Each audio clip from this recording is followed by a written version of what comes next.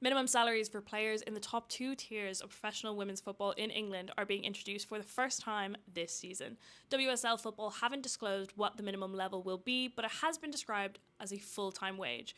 Joining me to discuss this news is former WSL striker and talkSPORT's England correspondent at the Euro 2025 competition, Courtney Sweetman-Kirk. Courtney, you played in the top league, so what has this revelation meant to you?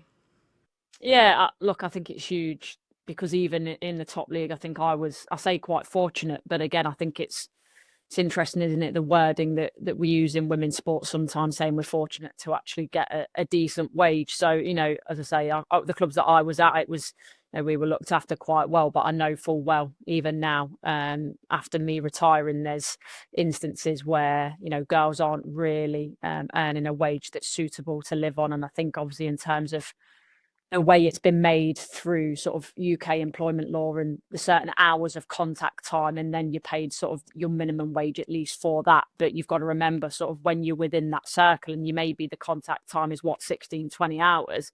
But realistically, if you're a full-time professional, you've not then got time to go elsewhere and make your wages up. So I think it's really important that it's a wage where you can focus purely on your football, not have to think about anything else, not have to worry about your bills and that sort of stuff, and purely focus on being the best footballer you can be. Do you find it kind of, I guess, for lack of a better word, like dehumanizing to hear people debate whether women should be played or paid to play football? Yeah, of course, because you're doing a job that one you love, and I think sometimes that's a little bit taken advantage of.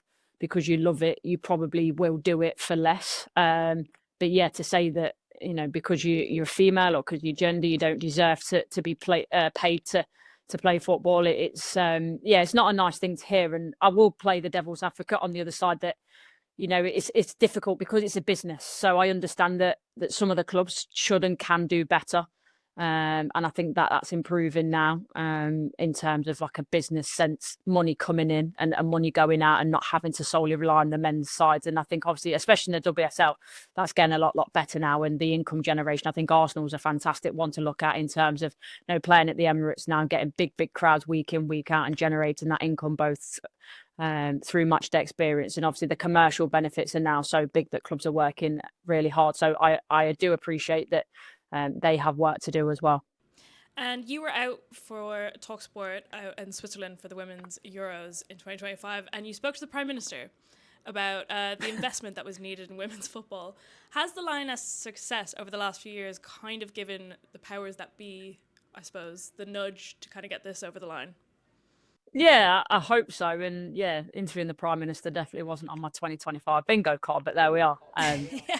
It was a cool experience. But yeah, I mean, the fact that it's shown not just obviously in the UK with the viewing figures, but over in Switzerland as well and around Europe how well the competition did, and especially I think 2025 was massive again. But the first time we won it, I think obviously back at home was that big one that really pushed everything forward. So to continue that, I think was really important because I think we've seen in previous years of the WSL when a major tournament comes around, it's great. And then there's a bit of an uptake afterwards in terms of, people wanting to come and watch the games and girls wanting to get involved. And then that maybe drops off again. But as I say, I think winning it at Wembley was the push that we really needed to take it forward. And again, now doing it again in Switzerland. So I think this is the thing. This is what people want to see. Obviously, it's winning, isn't it? And a good standard of competition. Again, I think the WSL is getting better and better at that. But Chelsea consistently winning. Yes, they deserve to do it. But for me personally, the WSL needs to be more competitive for people to watch it more and have more of a jeopardy. And that isn't just specific to women's sport in the WSL. We've seen it year in, year out, haven't we? Recently, obviously with Man City and then Liverpool coming back into it and winning the Premier League. So I think that when it's more competitive and you don't really know the result and which way it's going to go, then that's when more people will continue to watch when it's not just a foregone conclusion. Yeah, and obviously in the US, the NWSL has already introduced minimum salaries, and a lot of English players will go and play there instead. Do you think that this will mean that less players will head to the US? Because at the moment, their current minimum salary is 48.5 grand a year, but their aim is to raise it to 82.5 by the end of 2030. So do you think we'll still see players leaving the UK to go play in the NWSL? Very potentially, but maybe less. You're right, because in terms of then, if we aren't aware, I believe, of what the actual finances are at the moment. That's due to be announced a little bit later on down the line. But I think it's a strange one in America, because I think that's always seen as a little bit of the gold standard from our perspective in the UK, because the league has been so strong for such a long time and it's been so popular. And obviously America have been so successful internationally, but obviously with the fact, again, as I keep saying it for the Lionesses, back-to-back Euros winners, hopefully we can obviously go on better and go and win a World Cup as well, and that will always help. But I think that the competitiveness rather of the WSL is helping. I think you're seeing that with the transfers that we're getting coming in of late over the last couple of years, the likes of obviously Naomi Gurma and a big massive fee for Olivia Smith. It was world record at the time. That looks like it's potentially going to be broken and stuff like that. So I think players will still leave, because I think America is also one of those sort of places where it's a nice place to live potentially, depending on where you are. And I think there's that lifestyle thing. If you are English and you've always been here, then you might want to go to different places and experience different football, a different way of life. But I do think that minimum salary will be a big thing for players to stay in the WSL. So, along with this whole plan, they also have announced that Nike are providing football boots and goalkeeper gloves to all players in both leagues who don't already have endorsement deals.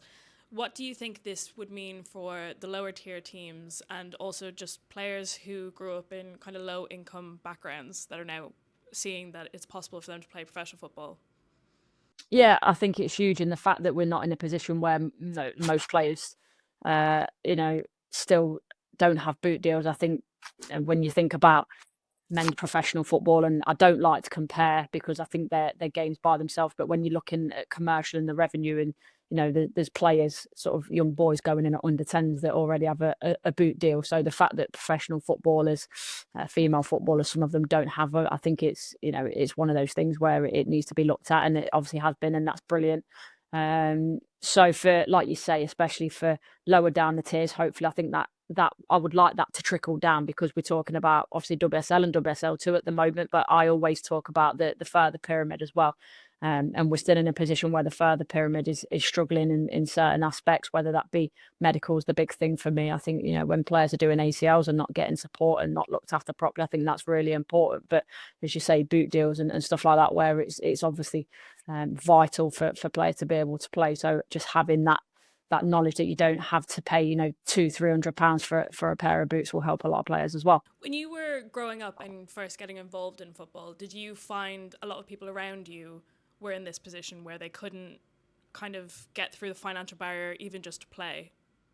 Yeah, definitely. And I think for me, is quite fortunate. I had a really good sort of group of people around me, so I could get to training and things like that. But it was definitely everyone sort of sticking together, and everyone would get together and maybe club in with lifts and share and stuff like that. So I think as it's progressed, and it was going right back to sort of the academy structure when I was smaller, it was the centre of excellence, and it was I think it was a lot easier to access that academy structure, whereas when it changed to the regional talent clubs, and yes, it was fantastic because it was meant to be gave you a better standard of coaching, but regional probably says it in the name. I think there were less of these regional talent clubs. So for young players that didn't have the finances, or maybe had a parent that didn't drive, I think we've lost a lot of players in recent years as well. So I think that financial backing, that socioeconomic status, and looking at different incomes and different backgrounds to make sure that we're not losing